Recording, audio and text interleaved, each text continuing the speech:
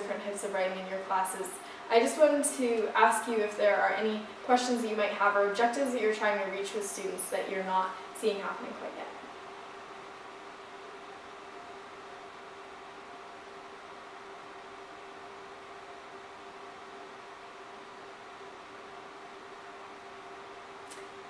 I honestly feel like the reason I raise my hand in class so much these days is because I have the utmost sympathy for my teachers. Especially, yeah, asking a question and not receiving so many raised hands. It's an interesting feeling. How would you say your students are as far as participating in class and really being motivated and interested in writing? I think they're shy. They're pretty shy? Okay, and are there any activities that you've specifically worked on to draw them out in other ways? Yeah, I mean, you talk about making it group up with them and try to do that and make connections with the writing with them. I have to do that that day. But one thing I'm having trouble with is organization with them. Again, when we started essays, they automatically shut down with organization. Getting something on paper is terrifying. Interesting. Yeah, no, for me it's funny because I found that a lot of times the students I've worked with, they've grown up with a lot of organization and their problem is almost that they'll start with the outline before they have the idea. So it's interesting to hear about the situation with your students. I think that it's important to kind of make a differentiation between, hey, here's where we brainstorm and here's when we actually start writing. If students don't have enough of a line between that where they think, oh, I'll just start writing my ideas out and that's kind of my first draft and that might be an issue. Really, I think making sure that students understand, hey, you can write down all your ideas. In fact, go crazy, write down everything. But now you need to take that and it's almost like a filter where you bring it through, you find what's relevant, and you stack it up. Visuals can help a lot with that. Maybe having students develop a presentation where they're saying, like, you could use the analogy of a set of stairs or a house, whatever you might use for the type of writing they're doing, whether it's persuasive or narrative, I'm not sure. And just working with students to develop a series of steps as they maybe sit down and stare at a piece of paper. I think that that methodical approach could work really well. And also giving pieces of writing that are not very organized and doing a collaborative activity. So like, for instance, the one that we did with the treehouse, only imagine if there was just no organization whatsoever. It was completely, like, sentences were in random places, and asking students, okay, let's take this piece of writing and let's organize it. Now, why don't we do that from step one next time when we sit down with that piece of paper? This might be some different things to do. That's really interesting, the struggle with organization. Anything else?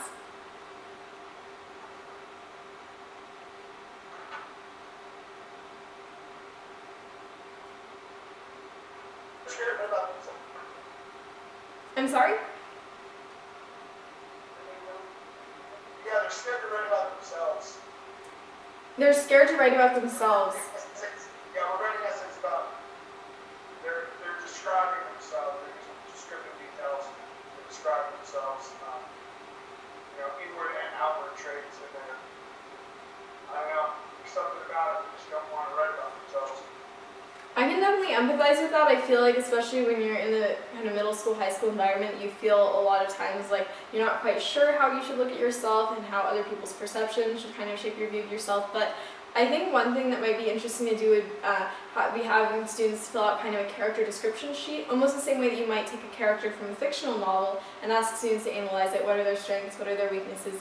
And ask students to think of themselves as characters in a book, and what would they be, like as if they were the main character, and think of a conflict kind of, how they responded to it, their traits. And if that doesn't work, it might be interesting to kind of pair people up in groups of 2 or 3 and say, now kind of trade off, like write down some words and pick out the ones that you feel describe each other. And that could be a fun way not only for students to sort of bond with each other, but also understand, all right, here's a maybe slightly less subjective view of me.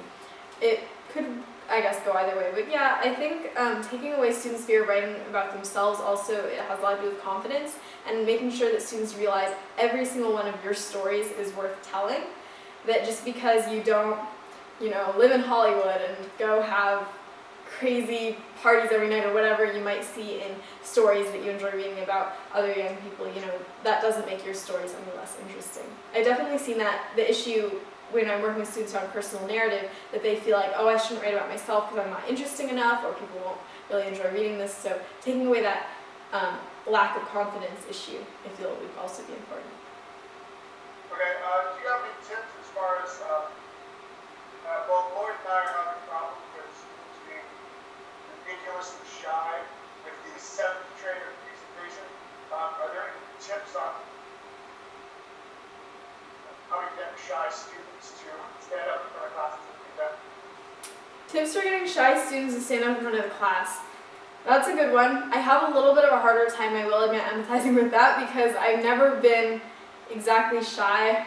Definitely I've been like the first to volunteer on lots of occasions, but I will say that a lot of times it's the worst enemy of those students isn't so much that necessarily the judgment of other students as it is the voice in their head saying, oh, but you'll make a mistake, you'll fail, other students will judge you. I think that it can, one thing that is really effective is taking grades out of a standing up in front of the class activity where it really is more for practice, where students still understand that it's required, they need to do it, but where there's a little bit less of maybe a penalty attached, so they don't have the stress of, oh, what if I flunk this or something attached.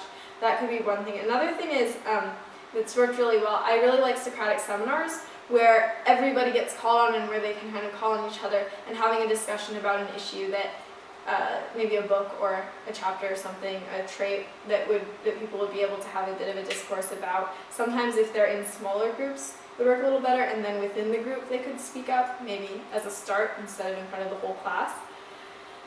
And, yeah, shy students, really making sure that they have a topic that they can speak about that they're passionate about, or a personal narrative, whatever they're writing about, and that they feel like it's a supportive environment as opposed to a judging one. But I'm sure that you've probably made steps in those directions already, so I think that what it ultimately takes is I need to understand what exactly it means to be a shy student on a more visceral level. Okay, remember that you're talking to a group of teachers that aren't all English department. We have a music teacher, we have a science teacher, we have a PE teacher that's trying to teach some traits of writing. Do you have one valuable piece of advice that you can give to them about teaching the six traits, or one thing from your experience that you could give to them that would help them in teaching this class? Sure. I would say that teaching the 6 traits of writing, that honestly, you shouldn't think, I'm not an English teacher, this is going to be a whole lot harder, because when it comes down to it, the 6 traits of writing are pretty universal. As long as we read and as long as we write, we can understand and recognize and apply them. And really, I think working with students on a collaborative level and showing them, hey, I'm learning, I'm recognizing, I'm doing all these same things as you are, can be incredibly empowering to both students and teachers and inspiring the students. I also feel like if you want to ask students to practice, which I think is a super important part of it, and to be doing writing journals, that it's important for students to see you writing. And that's something that not even a lot of English teachers necessarily do in the classroom at a regular, or at least regularly. And so those would be 2 tips, just I think really showing students that you're in it together, and also taking advantage of the fact that you guys come from a diverse range of subject backgrounds. Making cross-curricular connections would be really essential. I mean, we heard an excellent example of how that's working with art, and I think it could work really, really well with science, with PE, and since I come from this writing background, I would love to see that being done with more classes. So using your backgrounds as a strength rather than a weakness can really be super effective. Well, thank you so much for your attention, your questions. Are there any other things that I can address?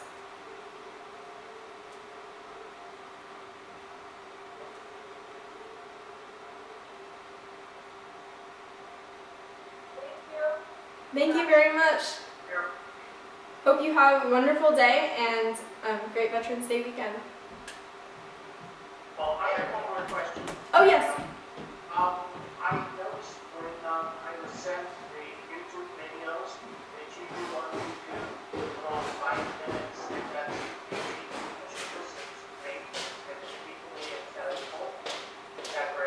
Yes, I do a lot of videos on YouTube about the 6 traits. Actually, if your students are looking for any more resources or would like to watch videos, I have quite a lot of those up on word choice, ideas, and content. I think there should be a few on organization and conventions as well.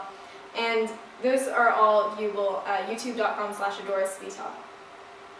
Thank you.